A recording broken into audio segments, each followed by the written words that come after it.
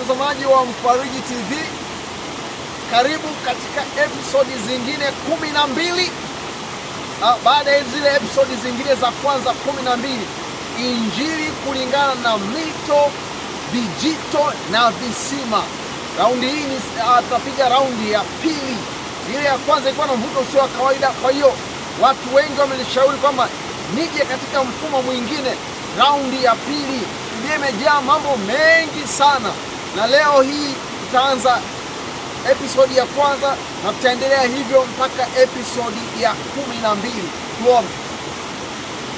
Mwenyezi Mungu, tunakushukuru kwa ajili ya episodi zile za kwanza 12. Sasa tunakuja part 2 kama ilivyo Agano Jipya. Episodi hizo kawe kama na utamu wa asali. Mwenyezi Mungu tusaidie katika jina la Yesu, atupatie Roho Mtakatifu. Amen. Mtazamaji wa Mfariji TV, fungu letu mama, ufunguo wetu ni ule ule Yohana 7 fungu la 37. Yesu alikuwa amesema katika mkutano mkubwa, alisema yeye aliye na kiu na aje, kama maandiko yasemavyo, atakapoyatoa maji ya uzima bure, atafanyika vijito. Afanya vijito. Yesu alimaliza akisema kwamba alisema habari ile kwa kuashiria Roho Mtakatifu ambaye bado alikuwa hajapokelewa kwa wale wanaomwamini.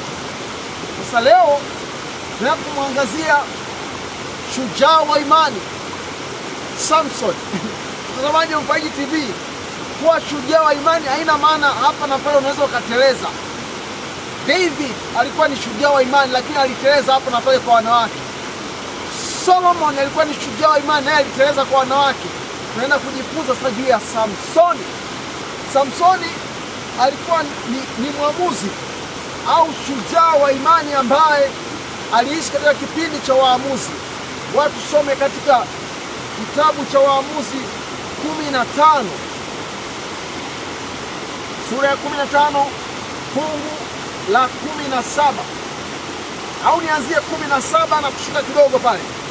Ikawa alipokuwa amekwisha kunena, akautupa ule mfupa wa taya mikononi mwake, na mahali pale pakaitwa Rama-Lehi.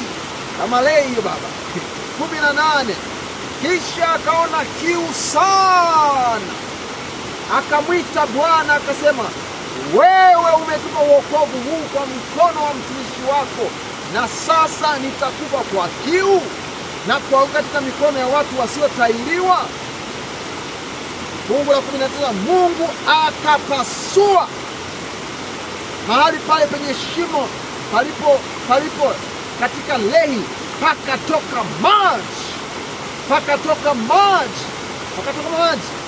Naye alipokwisha kunywa, roho yake ikamrudia, akaburudika. Mtazamaji, unaposikiliza episodi hizi, nataka roho yako iburudishwe kwa wako wa roho wa Bwana ndani yako. Roho yake akaburudika. Na kwa hiyo mahala pale pakaitwa Ehankore, kama kipare vile. Napo pako Lehi hata leo hivi. Mtazamaji, Samson, muktaza ulikuwa ni hivi. Alikuwa ameenda kumfuata mke wake, mke mataifa, mke Mfilisti. Shida sana. Ukiwa mnadhiri, ukiwa na roho wa Mungu, ukiwa mchungaji au mtu yoyote, kigezo kwamba una roho wa Bwana haina maana uishi maisha yasiyoeleweka. Hasa Samson alienda kwa mke wake, akakuta mke wake amepewa na adui yake. Akakasirika. Alipokuwa amekasirika, akaenda akakusanya mbweha 300. Sijui alivyowakusanya, nao ni muujiza. Wakachoma mashamba ya Wafilisti. Jamaa hasira zikawa kali, wakamfuatilia. Waliomfuatilia, akachukua utaya wa punda.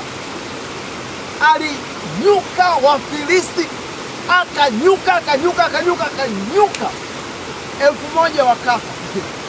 Kuwa watu 1000 kwa mkono, rafiki yangu, si rahisi.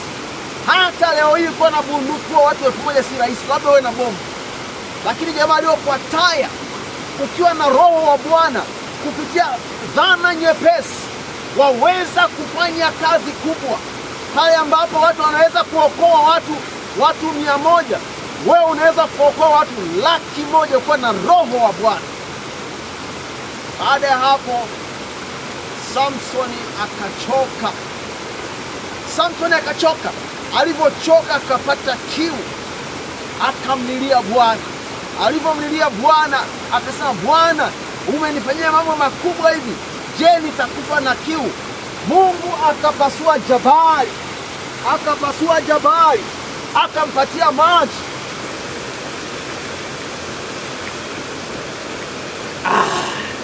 Akanywa, akaburudika. Neno la mwisho, mtumishi wangu, nataka kuambia, ukiwa na Roho Mtakatifu aliyefanyishwa na maji kutoka mwambani, utaburudika. Ukiwa mfanya kazi wa neno la Mungu, ndivyo unavyotakiwa kuwa na Roho wa Mungu zaidi. Uwe na kiu naye sana. Bwana apasue mwamba wake wa msalabani, upate maji ya Roho Mtakatifu. Ubarikiwe. Tukutane katika episodi ya 2 katika jina la Yesu. Amen.